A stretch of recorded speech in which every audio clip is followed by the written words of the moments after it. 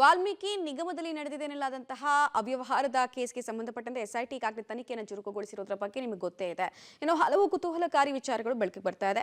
ಹಣ ವರ್ಗಾವಣೆಗೆ ಅಂತಾನೆ ನಕಲಿ ಅಕೌಂಟ್ಗಳನ್ನು ಓಪನ್ ಮಾಡಲಾಗಿತ್ತು ಅನ್ನೋ ವಿಚಾರ ಹಳೆ ವಿಚಾರ. ಅಕ್ರಮ ಹಣದಲ್ಲಿ ಬಹುತೇಕರು ಚಿನ್ನಾಭರಣವನ್ನು ಖರೀದಿಸಿರುವುದು ಹೊಸ ವಿಚಾರ. ಚಿನ್ನಾಭರಣ ಖರೀದಿ ಯಾಕೆ ಅನ್ನೋದರ ಬೆನ್ನು ಬಿದ್ದಿರುವಂತಹ ಅಧಿಕಾರಿಗಳು ಕೆಲ ದಾಖಲೆಗಳನ್ನು ವಶಕ್ಕೆ ಪಡೆದಿದ್ದಾರೆ. ಬ್ಯಾಂಕ್ ಆಪ್ಗಳ ಮೂಲಕ ಅಪರಿಚಿತರು ಹಣವನ್ನು ವರ್ಗಾವಣೆ ಮಾಡಿದ್ದಾರೆ.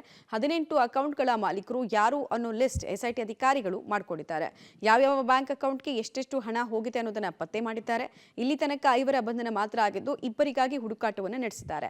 ಈ ಹಗರಣದಲ್ಲಿ ಇನ್ನೂ 10 ಜನರನ್ನ ಬಂಧಿಸುವಂತಹ ಸಾಧ್ಯತೆ ಇದೆ. ಕರ್ನಾಟಕ ಹಾಗೂ ಆಂಧ್ರ ಪ್ರದೇಶದ ಹಲವರಿಗೆ ಹಣ ಸಂದಾಯ ಆಗಿರೋ ಬಗ್ಗೆ ಕೂಡ ಎಸ್ಐಟಿ ಅಧಿಕಾರಿಗಳಿಂದ ಮಾಹಿತಿ ಕಲೆ ಹಾಕಿದ್ದು ಎಸ್ಐಟಿ ಒಂದೆರಡು ದಿನಗಳಲ್ಲಿ ಹಗರಣದ ಕಿಂಗ್ ಪಿನ್ ಹಣದ ಮೂಲ ಪತ್ತೆ ಮಾಡಲಿದೆ.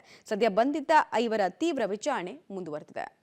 ಅತ್ಯಾಚಾರದ ಆರೋಪಿಯಾಗಿರುವಂತಹ ಹಾಗೂ ಪೆನ್ ಡ್ರೈವ್ ಪ್ರಕರಣದ ಪ್ರಮುಖ ಕೇಂದ್ರ ಬಿಂದು ಆಗಿರುವಂತಹ ಪ್ರಜ್ವಲ್ ರೇವಣ್ಣ ಎಸ್ಐಟಿ ಕಸ್ಟಡಿ ಅವಧಿ ಇವತ್ತು ಅಂತ್ಯವಾಗಲಿದೆ. ಹೀಗಾಗಿ ಇವತ್ತವ್ರನ್ನ ಕೋರ್ಟ್ಗೆ ಹಾಜರುಪಡಿಸಲಿದ್ದಾರೆ. ಪ್ರಜ್ವಲ್ ವಿರುದ್ಧದ ಇನ್ನೂ 2 ಪ್ರಕರಣಗಳ ತನಿಖೆ ಬಾಕಿ ಇರೋ ಹಿನ್ನೆಲೆಯಲ್ಲಿ ಪುನಃ ಎಸ್ಐಟಿ ಅಧಿಕಾರಿಗಳು ಕಸ್ಟಡಿಗೆ ಕೇಳ್ತಾರೆ.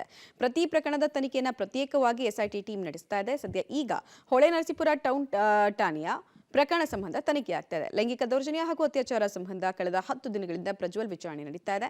ಇದೇ ವೇಳೆ ವೈದ್ಯಕೀಯ ಪರೀಕ್ಷೆ, ಧ್ವನಿ ಪರೀಕ್ಷೆ ಕೂಡ ನಡೆಸಲಾಗಿದೆ. ಬಳಿಕ ಕೃತ್ಯ ಎಸಗಿದ ಸ್ಥಳ ಮಹಜರನ್ನು ಕೂಡ ನಡೆಸಲಾಗಿದೆ.